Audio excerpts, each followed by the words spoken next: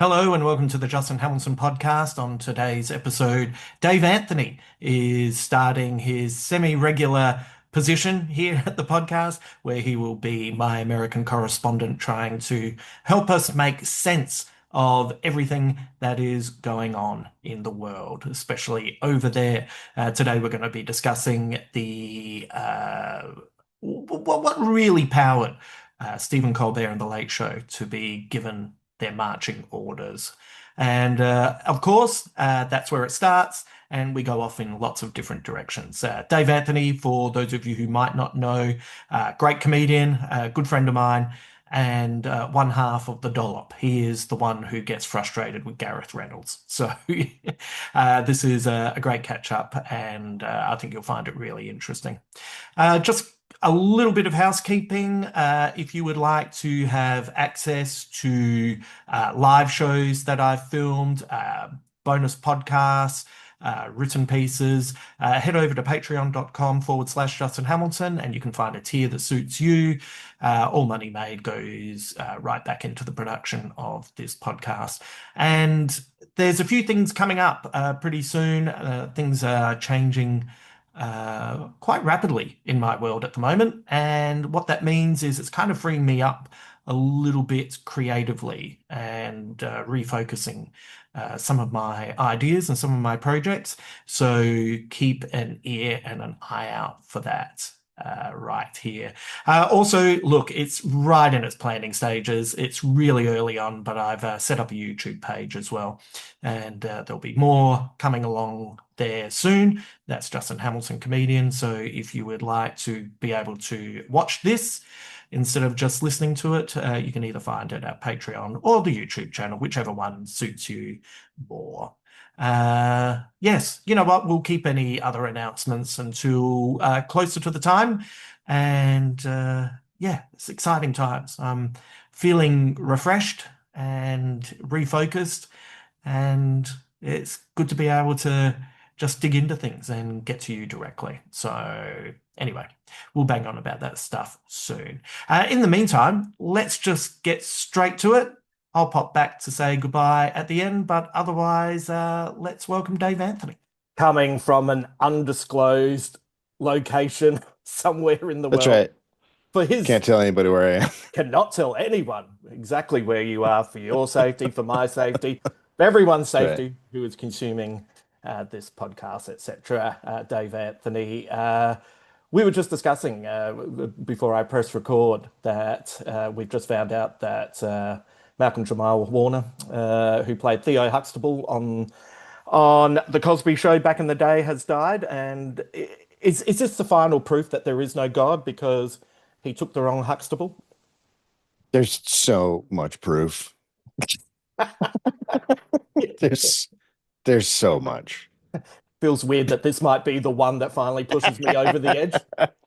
I feel like Bill Cosby being a 30-year rapist is more of one.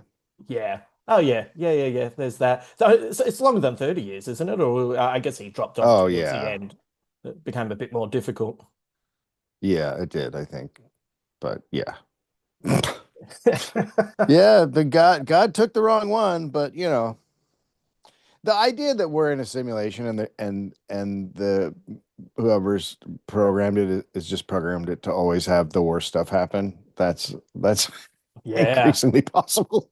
Yeah, that's feeling more real. Also, I was reading only last week that there is a potential theory that our universe is in a black hole, and that would explain the Oh, issues with Hubble trying to work out the expanding universe and things not aligning, and oh, that would explain a lot, interesting. wouldn't it? Because everything is Yeah, that'd just be. going down. Yeah, everything's just chaos and falling apart. Yeah. Yeah, all right, I'll take that one. Yeah. As we head towards the singularity, emotionally, we're on in some way understanding it. So, on a subconscious level. So, well, what's the point of Yeah. saving the planet? We're heading towards being turned into spaghetti. Yeah, spaghetti. Yeah. Yeah. That's right. What's the point? Yeah. What's the point? Who gives a shit? I wanted to talk to you about many things, but being here in Australia and all this stuff with the Colbert Show being axed, and as someone who is, closer to the entertainment scene over there than any of us, it's been interesting because I've been following this for a while. I knew that Paramount and Skydance have been trying to merge for a Yeah. long time now, and it's been a back and forth. I followed the stuff with uh, Trump suing 60 Minutes for, Uh-huh. trying to turn Kamala Harris's interview into something that would help her win, and that Paramount pretty much just rolled over and paid that Uh-huh. 16 million. And Literally no reason to do that. No, if you don't know about the lawsuit, absolutely no reason to give $60 million. oh yeah, None. can you explain for people who might not know what that is? I mean, there was no basis for the lawsuit. That's not a legal thing. It's not anything that you can sue for. It's just like a complaint that you might have as a candidate, Yeah, like that they helped Kamala Harris, and then he sued. And so there's a couple other places that have caved to these. But they're Paramount's. They've been trying to sell that thing for a couple of years now, yeah, because and it's they just tossed him $16 million. Like, yeah, okay, here, yeah. end the lawsuit. And it's like that's not a thing. Yeah, the capitulation is it's one of the many signs that one of the many signs that things are in real trouble when you can't report on something that is, as you said, in in the broad scheme of things, pretty docile. Yeah, totally, completely. Like just nothing. Like it's the kind of thing you hear a million times during a campaign. Yeah, Like, oh, that was unfair. Yeah, okay. yeah. Yeah, Yeah, that's how it whatever. goes. Yeah. Well, one Yeah. of the things that I always find uh, that the conservative right are very good at weaponizing is the idea of the liberal media always picking on them. But the fact is, the so-called small L liberal media uh, will also attack, liberals when they're in Oh, power and they're fucking up. yeah. I mean, they love to attack the left. Like they absolutely love to do that. Yeah, I mean, as much as I don't didn't will never like Joe Biden, they were much more hard on him than they ever have been on Trump. Yeah, Right. absolutely. Yeah. But that's what the conservative right are very good at is the weaponizing Yeah. of a narrative. Yeah, and victimhood, weaponizing victimhood, Yeah. which they're not victims at all. They're the monsters. Yeah. Yeah, well, it's been this way. Whatever's kind of happening on the left usually gets appropriated. Everything from, you know, we could go back to something as small as grunge bands used to wear denim jackets because it was cold in Seattle, and then suddenly there's $50,000 denim jackets going down Yeah, the that's right. catwalk. You know, Yeah, that's how it works. yeah. It's really great to watch for centuries. Yeah, I'll give them this. They're consistent. They are consistent. Yeah.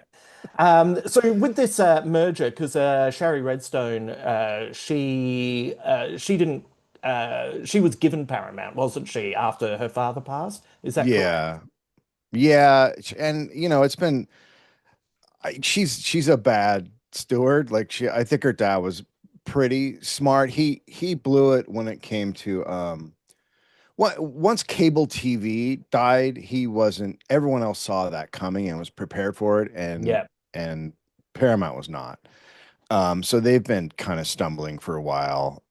And they put together this streaming service, which all the streaming services lose money at this point. So she took over when he died, and he was a terrible person. He's a really horrible person. And she took over, but she seems pretty inept comparatively. And there were a lot of like I can't remember. It was so convoluted, but she really didn't want to sell, and then she did want to sell, and Yeah. people in the company were telling her to sell, and she refused to, and what it went on forever. And then she finally just realized that it was beyond her, I think, and so Right. she looked for a buyer, and she found a right wing douchebag. Yeah. Larry Ellison, right? I mean, so that's where I think I'm a little bit different than some people with the Colbert thing. I don't think it's just silencing Colbert because he's mean to Trump. Mm, I think it's going to be they're going to turn it into Fox News across the board. yeah. The CBS is going to become a new right wing mouthpiece because they already, do you know who Barry Weiss is? No.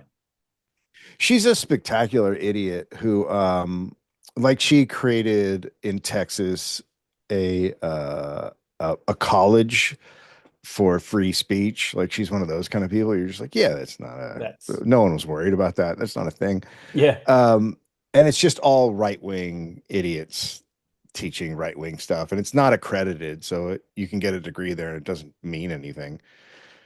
But people are paying a lot of money, and they have, I don't know, they have like all a bunch of the right wing guys that you names you would know. You'd be like, oh, he's teaching a class there, yeah, okay. So and she's one of those people that's like, I was persecuted by Twitter and I had to leave and create my own Substack where I'm making millions, like stuff like that. Right.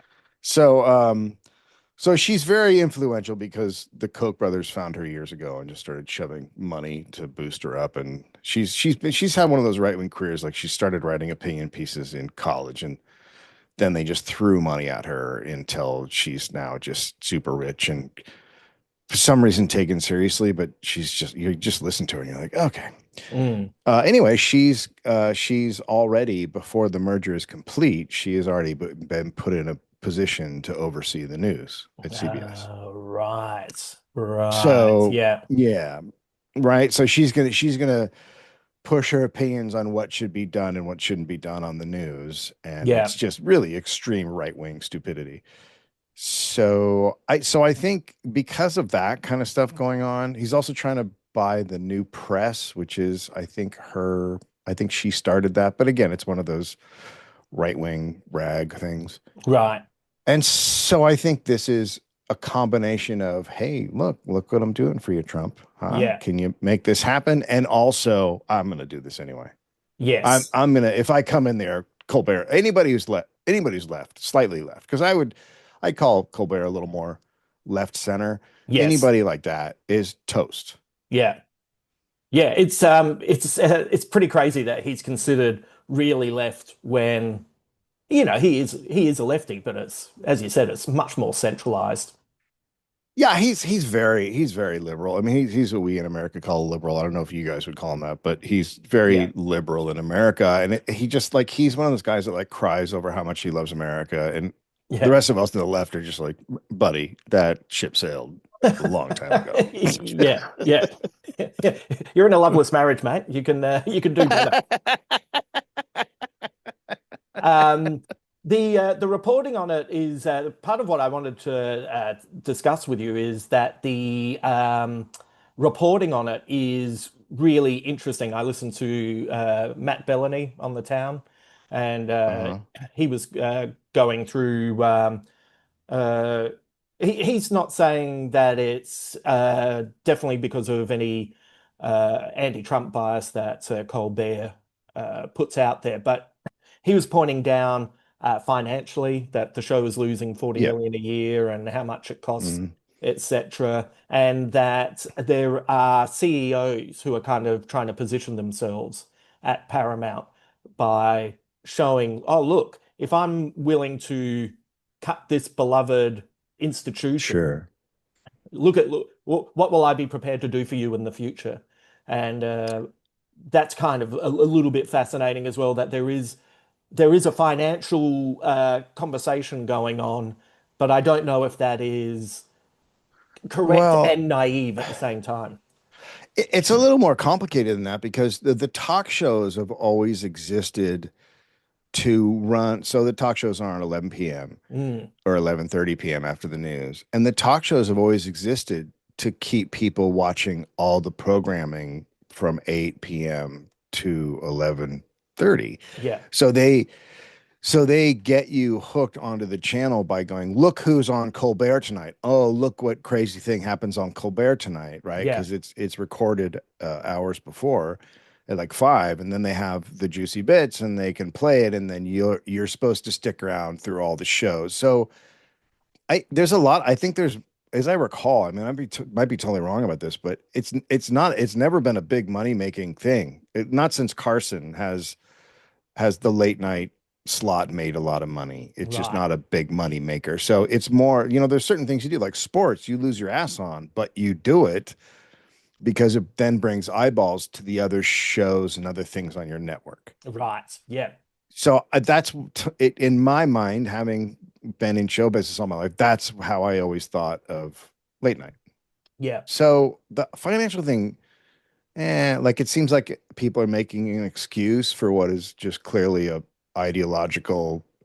It's another billionaire taking over a large piece of our media and turning it right wing. That's all it is. Yeah. This has happened a bunch of times. I don't know where why I'm saying anything else is happening. Yeah. It's really not. It could be about Trump. It's really just that guy wants to enforce his right wing bullshit on the rest of us again. Which, sorry, buddy, you're too late. Everybody's already done that. Yeah. That's why nobody watches the news because of exactly what you're doing. So have at it. It's just another channel no one's going to watch. It's Yeah. just really dumb. Yeah. Yeah. And the other thing that I'm confused by is if you're going to get rid of this show, why is it sticking around until May? Is that because of contracts? Is that because of Yeah, deals? contracts. Right. Yeah, I'm sure he's got a contract, and if you cut him, you have to pay him whatever 10 million extra or something. That's usually how Right. they work. So then they'll run out the contract instead of firing him. Right. So Yeah. does the show now become like I'm must-watch sure TV? oh yeah. I mean, I'm sure it's going to become really harsh on all this stuff, and he'll talk shit about CBS and Yeah. Paramount. And Yeah. if he's got the balls of say Letterman, Yeah. I've lost so much respect for him since he did, his old show. Um, I don't know if he will. I know he came out swinging a couple days ago when they heard, but Yeah. I just think that but we'll see. We'll see. I mean, I hope he does. Like these aren't the times to be, milk toasty, like just hit everybody hard. Like look what's happening. There's no reason to pull punches anymore. Just No. go at their throat. And Trump, I don't know if you guys know this, but wildly unpopular at this point, like Yeah. wildly unpopular, which is expected because nobody likes to see a baby being ripped out of their mother's arms, Yeah. and dogs having to be rehomed because you took their owners. Like Yeah. nobody's enjoying what's going on. And even they even put out a poll that like Republicans are like, yeah, this is not really what we wanted. Right. So he's wildly unpopular. So everybody should be just swinging haymakers at this douchebag.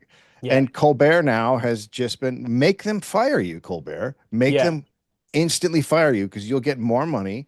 But just throw haymakers, dude. There's no reason not to. And I Yeah. hope he does, but we'll see.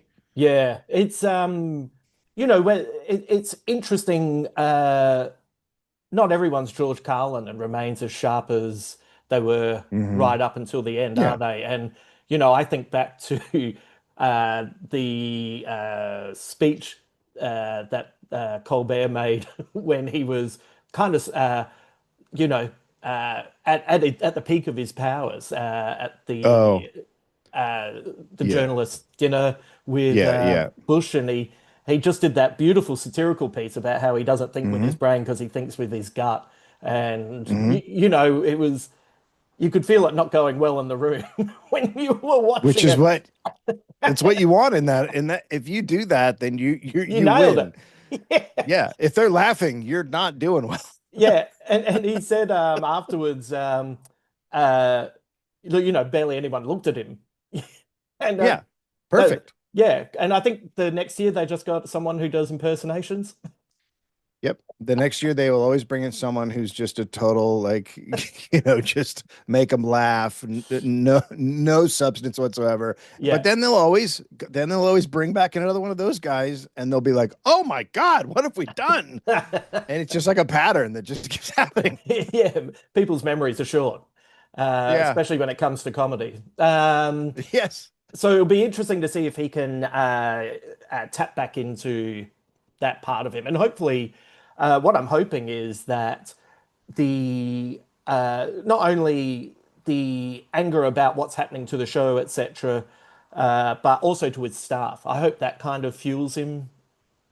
I mean, so this is actually the complicated part of wanting him to be a little bit of an attack dog. Yeah, His staff are not going to be the people equipped to do that. Like he would literally have to go out and there's probably a couple guys that can, but for the most part, they're not there to make that kind of attack right. that is necessary. And if I was him, I'd go hire a couple guys right now who are just like frothing at the mouth attack dogs and Yeah. just go.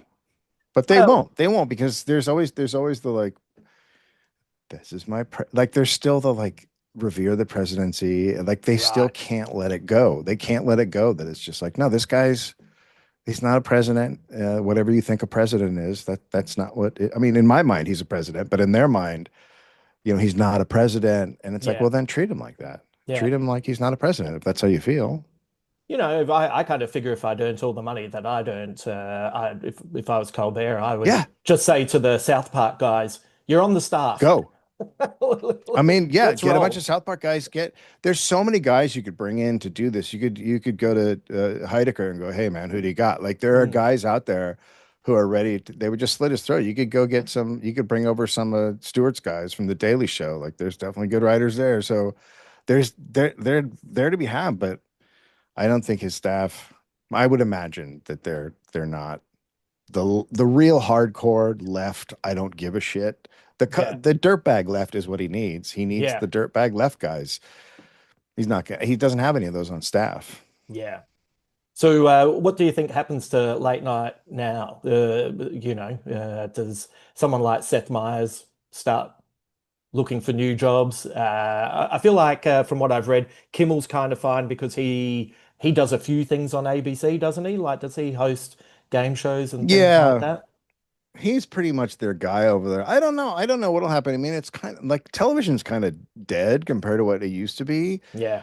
It's all moving to streaming. Streaming doesn't make sense for talk shows. No. Doesn't seem to me that it does. Yeah. So I don't know. It seems to me like the formula of show talk show or show news talk show is dead. It's Yeah. dead. Yeah. So I don't know what's going to happen to those guys. It's very weird to me that people are still watching. They're all the only people that watch are boomers at this point. No one else is Yeah. watching any Yeah. of that stuff. Yeah. It's That's why they clicks. always do. And that's why they always do like, hey, we're reviving Golden Girls. And you're like, what? Yeah, because they're shooting for people that are 60 or 65 and older. Like Yeah. they just rebooted another one. And I was like, that's like from the 90s. Like All right. they were, yeah. So Yeah. it's a dead medium. Their audience is slowly kicking the bucket. And, they're all hanging on for, things like Kimmel and stuff. Now they exist in clips, Mm. right? You get clips to go viral like that. That was always the thing with Conan when he went to TBS, is it was the most viral show on TV. Yeah. That's why he's worked well. It's almost like his star has risen further by just doing a podcast. Yeah, yeah. So I don't know. Eventually it'll die. Who knows how quick they'll want to, shoot it in the head and put it down. But the Colbert thing makes sense. It just does. Yeah. The My friend Lauren Hillman, who has is the general manager of the last community television station in Australia, uh, she goes around to primary schools and does talks to the kids. Hmm. And just a few weeks ago, 3 days in a row, she said to three different classes, "Can you name the free-to-air television stations in Australia?" And in one class, one kid put up his hand and said, "Is the ABC one?" Yeah, it's really weird because the people running all these things are old, so they don't know or they don't want to face how much it's just changed. It's just a Yeah. different, like a bomb went off. There's no kids are not watching anything. I mean, I can't even name any shows on network television. Yeah. I can't name. People will be like, like Malcolm Jamal Warner just died, and they're like, yeah, he's been on the show for 3 years. And I'm like, so what? What? Yeah. Married to who? What's that? It's called Yeah. Married something. Yeah. There's all these shows that people are on that I've never heard of them. And I probably would still hear of them if I wasn't doing a podcast and I was still like out there writing and trying to act and stuff. I would probably know about them, but Yeah. that's the only way I would know about them because I don't watch them. Because even when at the end of when I stopped like going out auditioning stuff, I wasn't watching those shows either. Like No. I would audition for shows that I didn't even know anything about. They'd be like, it's Yeah, been on for 3 years. I'm like, oh, okay, I'll audition for it. Like, yeah. I don't know. Why do you want to be on this show? Like, big fan, big fan. The ongoing storylines is something I want to be a part of. Yeah, Which, it's weird. yeah. Uh, so, um, By I the way, I feel, watched Robot after your oh, Murderbot after Murderbot. yours. Oh, I yeah, loved it. I it loved was it. Yeah, great. I loved it. Yeah, It was, uh, I found it really surprising in yeah, that I enjoyed the humor. It had, yeah, like a genuinely good storyline to follow. Some of the ancillary characters were beautifully yeah, realized, so that every time you saw one, it wasn't generic person. Each person had their yeah, little story to go by, and at the end, I was like, ah, well, I hope there's a new season of this because I'd like to go back to this character, yeah. which they announced. Yeah, Which and is not what's happening on network television. no. No, Chicago fire, LA fire, St. Louis Oh, fire. doctors in a firehouse. Come on. Yeah. You got to amalgamate the doctor in a firehouse with a cooking Oh show. my God. Do we How save can him we or get eat him? doctors in how can we get doctors on fire cooking? We need to bring him back from the dead so we can try this beautiful saute. I remember, I feel like enough time has passed now that I can share this. And as someone who has uh, recently, I'm no longer have management, so Hmm. I've gone freelance, and it's it's interesting because when you're with an agency, you want to respect everyone that's going through stuff, etc. Hmm. And but also at the same time, enough time has passed. But the couple of times I've had a foray into commercial television, which never it was never a good fit for me. Yeah. It was it was like Tom York playing at the Grammys. It's like, what the Hmm. fuck am I doing Yeah. here? Also continuing my long tradition of every time I make a metaphor about my career, I always align myself with the coolest person I know. But Yeah, that makes sense. why not? It's my narrative. Um, but when we were working on Saturday Night Rove, about 5 months out before that show was to go into production, I just had a day where I was like, "Oh man, I'm worried about this show," and so I sent an email to the other writers and the comedians and the producers, and look, I'll be honest with you. I reckon I went too hard at the start. Do you know what I mean? What I could have used is one of Colbert's writers to, draw you in before I start making my case. So I will Uh-huh. cop to that. But I pretty much opened it with, TV's dead, Channel 10 is a wasteland, and if we and if we if we if we take too many notes and compromise what we're going to do, we have no chance of succeeding. I don't even know if we Yeah. do what we want to do, we succeed, but if we compromise, we're fucked. And that was Good. essentially, That's yeah. a great letter to put out. Yeah. Yeah, and then I sent 5 pages of ideas saying, I don't know if any of these are good, but here's 5 pages of stuff that we can get the conversation rolling. And anyway, I sent that off and not one person replied to me. And Yeah. That's right. apart from Rove, who is a very sweet man, who called me to see if I was okay. And I said, no, no, So, I'm just really worried. And and the main inspiration was because two things. One is, I knew Rove wanted to have a new show, and I wanted it to succeed for him. But mhm. also, when Hey Hey It's Saturday, which was an institution, came back, you know, as I said in this letter, I said for the first week, everyone went, it's back. And then by the second week, because it's nothing new, it's dropped off. And by the third week, it's dropped off again. And by the fourth week, it's axed because, Yeah. and I said, we'll be axed by episode 3 if we compromise. Yeah. We might get axed by episode one if we don't, but we've at least got to be proud of what we're making and know what it is. Mhm. And I was wrong. We were axed by the second episode. But the Yeah, I had a similar experience. Greg Brandt got a talk show. The talk show that was pitched was a satire comedy version of things like Dr. Phil and Oprah and stuff. And then we got in there and they just pushed him to be just like Dr. Phil and Oprah and stuff. And we got to do a little bit of comedy, but they hated it. And the comedy was the most successful thing. And then after, the contract was 9 months. So after 9 months, it got canceled. And then the last show, they're like, well, you guys do whatever you want. And we did a yeah, show that was exactly what we always wanted to do. And people would talk about it 10 years later. yeah, yeah, People would come up to Greg on the street and go, you guys did a show.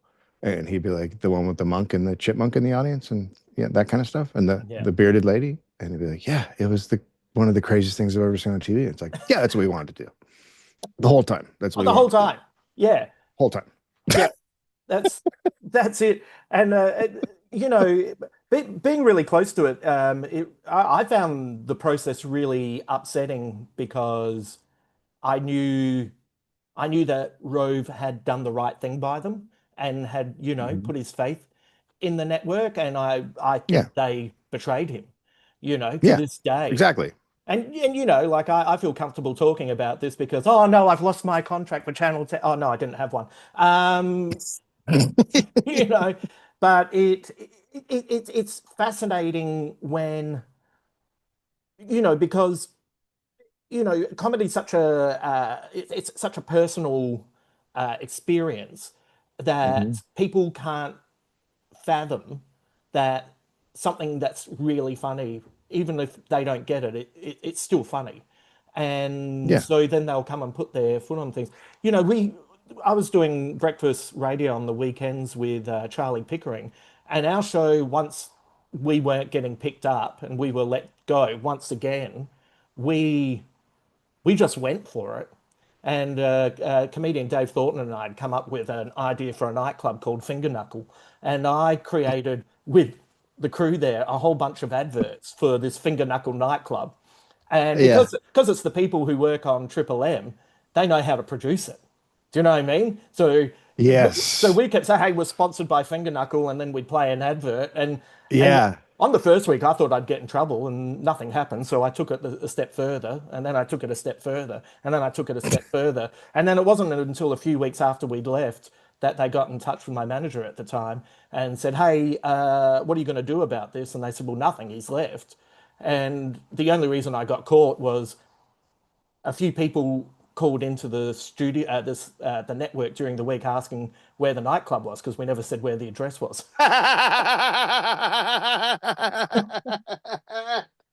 Do you know what Talking Dead is?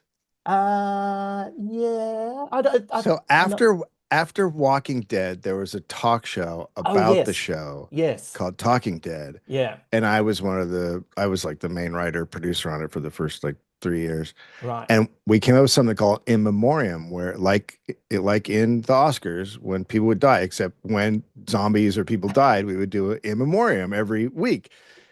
And one time they killed like all these zombies, and some of them were kid zombies and whatever. They just killed all these. And some stars died. It was a big episode. And I did In Memoriam, but I set it to like 60s Tom Jones music. oh, yes, And the EP comes in and I show it to her and she literally falls on the floor laughing. yeah.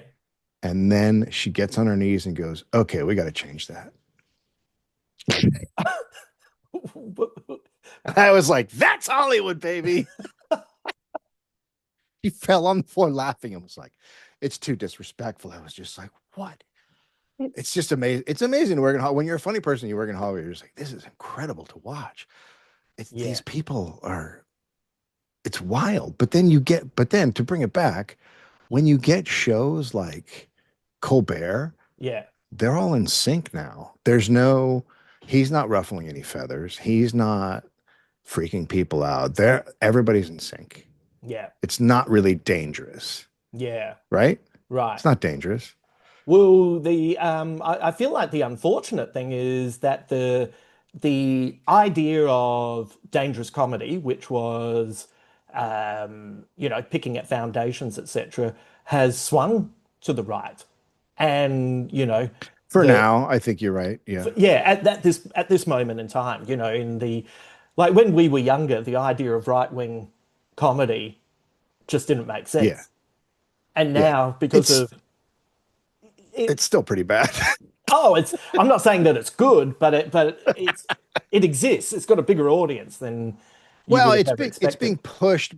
it's being pushed by the powers that be. Like the guy at Netflix, like he went and told like Mark Maron and Patton Oswalt and all these comedians that I think we respect and have known for years that yeah, there's no place for them on Netflix anymore. It's a Bert Kreischer place. Yeah, And now you see if you think of what I just said, now think of all the comedy you've seen come out on there the past 3 years. Like yeah, it is, yeah, but that's not how comedy works. You don't get it's not an ideology.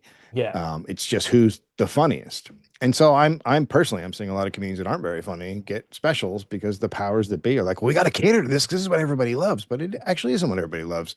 There's just been this narrative created that that's what everybody wants. It's not what everybody wants. yeah, It's stupid. It's yeah. just dumb. What I've realized is, now that I'm in this new phase of my career, what I need to do is get fucking hot. So I'm gonna get on the Ozempic. I'm gonna, Yeah, yeah, I'm yeah, gonna, yeah, I'm gonna do yeah, some more clips of me just yeah. not wearing a shirt, Look, just sort of saying, "Hey, what's up with, and I didn't, politics?" yeah, I didn't want to bring this up, but your next show, Yeah. and you could just try it at Perth or something small, but your next show should be called Ripped Justin Hamilton. Yes. And you're just topless and you're ripped. Like Yeah. you're just crazy ripped. Yeah. And Yeah. people are a little bit freaked out by how ripped you are. Yeah. Is it um unfair or gauche to use AI to build up the package in the budgie smugglers that I'll also be wearing? That's as real as anything else. Yeah. Well, no one's Yeah. getting near it, so let them dream, my friend. Let them Let dream. let him have the dreams. Um, Before I should let you go, I'd love to make this a regular thing because I have to say I mentioned that you were going to be on the podcast, and it's the most messages I've gotten from people just writing "Yay" and Uncle Dave, and I did I suggest, should I should I need to be well this is I can be your American correspondent to yeah, to explain what's happened. And then one day I just disappear. Like that's the no, no, that's no, the no. natural progression. I've worked out what we do is through my podcast we're going to get a fundraiser going to bring you and your family to Australia. Yes. I love that. I mean, my plan is my plan is to, if things get really bad, I go down to San Diego, get on a surfboard, and go into Mexico, and then I Yeah, fly to Australia. yeah, That's the great, plan. great. Yeah. Are the family all on separate surfboards, or are you one Right surfboard? now, they don't want to go with me. They're Be free. Australia. I mean, the real concern is the dogs. What happens to the dogs? All right. We can't we can't pull a who brought the dogs down on the private Oh, plane it was Johnny Depp and got in in trouble? Amber Johnny Depp. Heard. We can't pull a Depp. Yeah, But yeah, that's the dogs are the main thing. Like, what are we gonna do with the dogs? But it's been all discussed. Like, yeah. where does I actually have a safe house right now set up in Somewhere, Mexico. somewhere. Right, Yes, I do. I have someone who's got a room for me. right. Wow. Isn't life exciting? I'll leave you on this, which you may not have seen yet, but I saw the new Ari Aster film, Eddington, and I will be reviewing Oh, it, I haven't seen it yet. mate. It is one of the I'll be doing a review later to when it's released here in Australia. But just as a little taster, I went to a preview of it with a lot of people reviewing, etc. And I ended up in an elevator with a couple who their first reaction was, "Oh yeah, so did you survive that film?" And I went, "What do you mean survive?" And they went, "Oh God, like nothing happened for an hour and a half, but then it kind of got good at the end."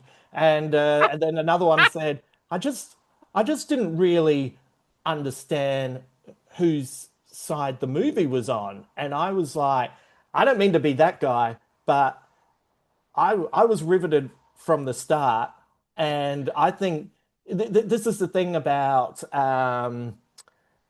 satirical, cynical storytelling is everyone's got a fucking target on themselves, and he Yeah. is having a go at them and having a go at them and having a go at them Yeah. and having a go at them, and then it's up to you to be whatever you're meant to be with it. Like, to be Right. comfortable with it, to not be comfortable with it. But I found it hilarious. I mean, most movie reviewers are now ill-equipped for the job. Yeah. They just are. They don't know what art is and what they're supposed to be feeling and how movies are really supposed to work. They just get it shoveled down their throat and they go, oh, oh, Yeah. oh, Marvel. Like Yeah. they don't get what movies are Well, supposed to be. well, they're more interested in. I noticed something in the background, and that's a reference to this. Yeah, but Yeah. what did you? Where did it How'd you hit you feel? emotionally? Yeah. How the feelings? What? Right. It's I've been working on a manuscript that's set in the 90s, so I went back and consumed some 90s product, and I Mm. rewatched Wayne's World, right? And Oh you, yeah. you think of Mike Myers as being pretty kind of innocuous, and those Hmm. movies were funny at the time, etc. But you go back and you watch it, and that whole film is about how awful it would be to sell out. That's right. It is. Even Yeah. even that silly comedy had a real point of view that was Yeah. how awful it would be to sell out and allow yourself to be compromised and not be true to yourself. When you made a movie back then, when you wrote a script, people be giving you notes like, "What's the point? Mm, What's driving this? Why is this happening? What are you trying to say?" And yeah, I don't think that happens anymore. It's just like, "Hey, does this cool thing? What's that? Is it shiny? yeah, Did a thing blow up?" yeah. So Simon Pegg, I watched his Criterion closet, and he pulled Mm. out Blue Velvet, and he said that he showed his Oh, daughter, and his oh, daughter hated it, and yeah, he loved that she hated it because like 2 days later she was still talking about it, and he yeah, was saying uh, the idea of entertainment in art is overrated. Sometimes art is meant to make you feel other things, and yeah, I think that's one of the interesting frustrations I've had with some of my friends and their kids, where they won't. Oh, that movie might make them cry, or that movie might, you know, get them a yeah, little bit scared. And it's like, art is a perfect place to experience these things because you can be sad in a cinema and you can have a little bit of a cry, and then you can walk hmm, outside and yeah, and then you're you've fine. you've engaged with it and you've experienced it and you can talk about Yeah, it, and then you yeah. can get some vitamin D and have a fucking snack, mate. That really seems to be gone. It Yeah, really does. yeah. Yeah. All right. I could talk to you for hours, but I'm going to let you go. What do you have coming up? I'm going to put this up ASAP. Is there anything in I particular? No, I'm literally for the first time in so long I can remember, I have nothing to do for a couple of months. Uh, Nothing. And I'm just like, oh yeah. yeah, Yeah. that is great. There isn't even the normal amount of sports on that I like. There's just nothing. Oh, that's great.